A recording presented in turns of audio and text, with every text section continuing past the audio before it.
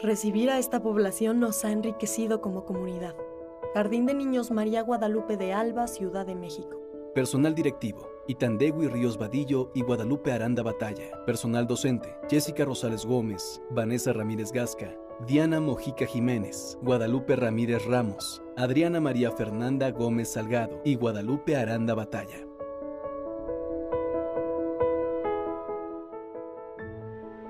Somos profesoras en un jardín de niños, algunas desde hace 20 años y el resto nos hemos ido incorporando.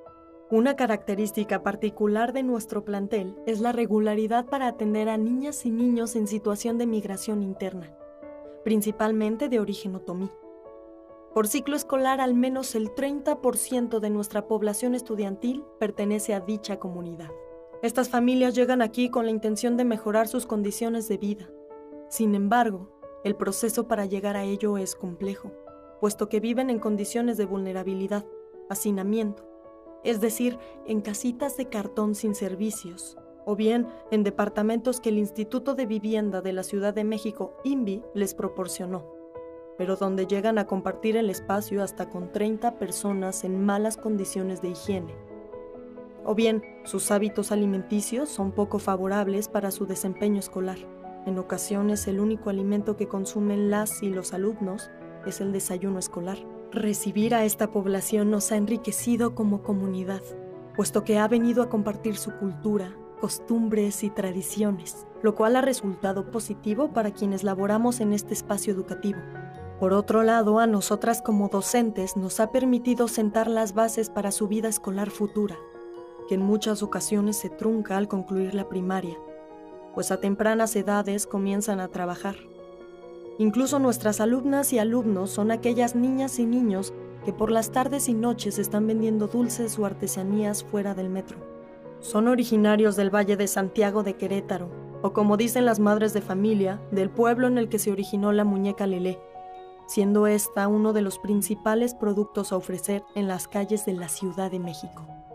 A partir de la recepción de esta comunidad, reconocemos que el punto de partida para brindarles atención educativa es darnos el tiempo para conocerlos, es decir, saber cómo interactúan, cómo resuelven, cómo se integran, cuáles son sus intereses y necesidades.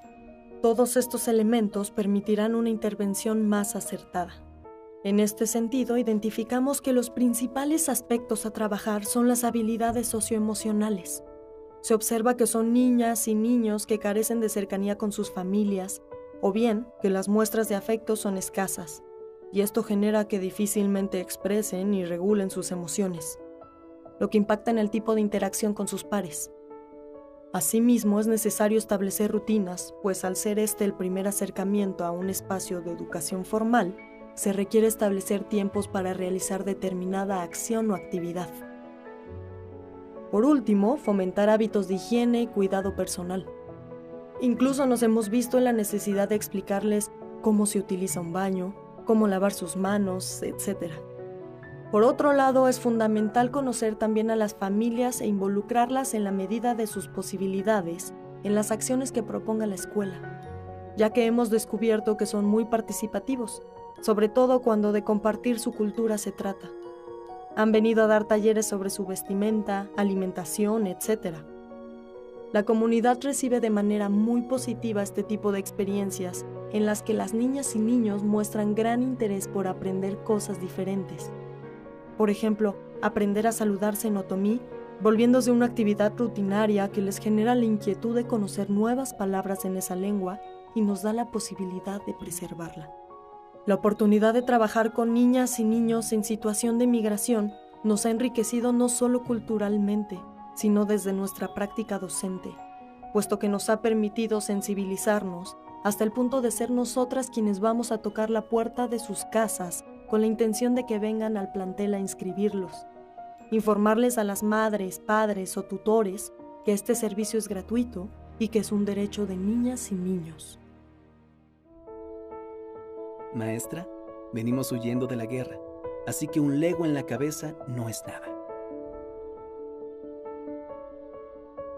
Esta experiencia que hemos venido reforzando a través de los años nos permitió enfrentar un reto importante y muy significativo: la cual comienza en el taller intensivo de formación continua de enero del ciclo escolar 2022-2023. Allí, la doctora Diana, supervisora de zona, nos comparte que hay 3 niños afganos en busca de jardín de niños. Los 3 en condición de refugiados de guerra, y la Fundación Internacional de Rescate estaba buscando atención educativa en el nivel preescolar. Por la cercanía y la ubicación geográfica, las 3 escuelas federales de la zona 31 podrían ser quienes recibieran a los niños. Los papás en esa semana del taller intensivo visitaron las escuelas y por localización decidieron integrarse con nosotras. Durante la primera semana de enero del 2023, empezamos a tener comunicación con la fundación, sobre todo quienes en ese momento fungieron como mediadores para los procesos de inscripción, así como para su llegada al jardín. El primer reto que enfrentamos fue incluso antes de que las niñas y niños se incorporaran. La comunicación se dificultaba debido a que los padres hablaban pashto, un dialecto afgano, diferente a la lengua que se habla en Afganistán. Era un dialecto del cual había muy pocos hablantes. Sin embargo, a partir de algunos conocimientos del inglés por parte de uno de los padres, la directora y una docente del plantel pudimos explicar el proceso de inscripción, funcionamiento de los propósitos y servicios del preescolar de la Ciudad de México. Es decir, todo el proceso de inscripción y de enseñanza en una escuela. El siguiente reto tuvo que ver con aspectos administrativos. Las familias, al salir de su país, tomaron cosas indispensables y corrieron para alcanzar a subir a un avión. Es decir, que en el aeropuerto de Afganistán huyeron. Obviamente no traían más documentación que su pasaporte. Es con lo único que lograron salir. Entonces, a la hora de inscribir a sus niños a la escuela, desde luego, las plataformas y los procesos de control escolar nos impedían llevarlo de la manera cotidiana. Así que establecimos comunicación con el área de control escolar y ellos los inscribieron directamente en la plataforma. Es importante mencionar que dentro de las conversaciones con los padres nos percatamos de que para ellos era muy interesante cómo funcionaba todo, pues en Afganistán no hay un sistema educativo como el de México. No existe el nivel preescolar y, por supuesto, únicamente son los varones quienes van a la escuela y a partir de edades más avanzadas, por lo que todo lo que se les ofertaba era muy novedoso, incluido el desayuno escolar, el cual no podían creer que tuviera un costo de 50 centavos. Después del proceso de inscripción, los alumnos se incorporan a la escuela, la niña a primero y los 2 niños a segundo. A este punto, las docentes ya sabíamos cuál sería su grupo, ya habíamos informado a la comunidad educativa y, por supuesto, las niñas y niños ya sabían que llegarían nuevos compañeros. En este sentido, sí es importante mencionar que el proceso de adaptación fue natural para la niña y uno de los niños, pero para el restante fue más difícil, pues lloraba y pedía ver a su mamá. Esto ocurrió al inicio y después se fue desenvolviendo de manera natural. Una vez dentro del aula, el principal reto también radicó en el lenguaje, ya que los niños hablaban algunas palabras en inglés, el resto era su lengua natal. Así que para dar indicaciones o consignas, tuvimos que buscar muchas opciones. Entre estas, el uso del lenguaje corporal, señas, palabras en inglés y pictogramas, los cuales fueron de gran utilidad ya que las imágenes expresaban de manera exacta lo que tenían que hacer. Sin embargo, los mejores intermediarios fueron las niñas y niños, pues ellos fungieron como traductores o bien los niños de origen afgano observaban e imitaban al resto del alumnado. Es importante resaltar que, en el caso de la niña, que se incorporó a primer grado, fue mucho más sencillo, pues por las características propias de las niñas y niños de 3 años, la comunicación de todo el grupo era limitada, entonces el juego tuvo un papel muy importante, ya que fue el mediador para que el alumnado se pudiera comunicar. La experiencia nos implicó hacer gestiones de otro tipo, por ejemplo, generar un expediente de salud, para lo cual fueron dados de alta en la Clínica 5 de Especialidades, en donde recibieron atención médica. Asimismo, para realizar sus gafetes, con el consentimiento de los padres tomamos fotografías y las imprimimos. Comentamos esto ya que queremos resaltar que la atención que se les brindó fue siempre con la idea de que tenían que recibir el mismo trato que niños nacionales. Incluso, un día dentro de la clase de educación física, uno de los niños afganos lanzó un Lego en la cabeza al otro. Nosotras de inmediato nos comunicamos en la medida de nuestras posibilidades con el padre. Le explicamos que activaríamos el seguro escolar Va Seguro, y el papá con toda calma comentó: «Maestra, venimos huyendo de la guerra, así que un Lego en la cabeza no es nada». Insistimos y reiteramos que es su derecho y debe hacerlo valer. El periodo que estuvimos en el jardín de niños fue breve, pero, sin duda, lograron adquirir aprendizajes significativos. Sobre todo, una experiencia positiva de ser parte de una escuela. La despedida no se pudo realizar, puesto que se atravesó el Ramadán y los niños debían mantener el ayuno. Sus padres nos dijeron que no había impedimento para que asistieran a clases, pero, como no iban a tener alimento hasta las 7 de la noche que bajaba el sol, la niña y los niños iban a estar bajos de energía y de glucosa. Además, hacían más oraciones de las que normalmente hacen.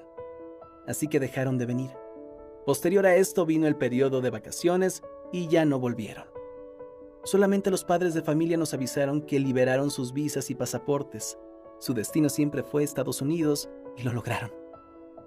Es importante visibilizar que, si bien la niña y los niños provenientes de Afganistán estaban en grupos específicos, todas las docentes teníamos claridad de las estrategias a implementar, ya que nuestra línea de trabajo siempre se ha sustentado en la inclusión, la convivencia sana y pacífica, además de ser un trabajo orientado desde la supervisora y con el compromiso de cada integrante del colegiado docente para hacer que se sintieran parte de la escuela y que son valiosos sin importar de dónde vengan. Sin duda, esta experiencia nos llevó a valorar y atesorar la libertad, a fomentar la importancia del respeto a la diversidad, a realizar nuestro trabajo desde el amor y sin perder de vista que es un derecho que no debemos negar a nadie, tal como le ocurrió al alumnado de origen afgano, al que se le negó el acceso en otras escuelas.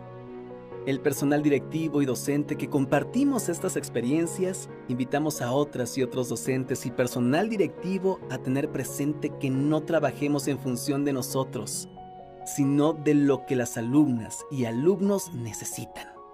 Si bien no recibimos todos los días a niñas y niños en situaciones de guerra, sí tenemos en todas las escuelas niños con situaciones de violencia, en donde lo digno que se espera de nosotras y nosotros para ellas y ellos es eso: un trato cordial, amable, respetuoso, cálido, en donde la escuela sea un espacio que propicie un ambiente de sana convivencia y de cultura de paz en todo momento.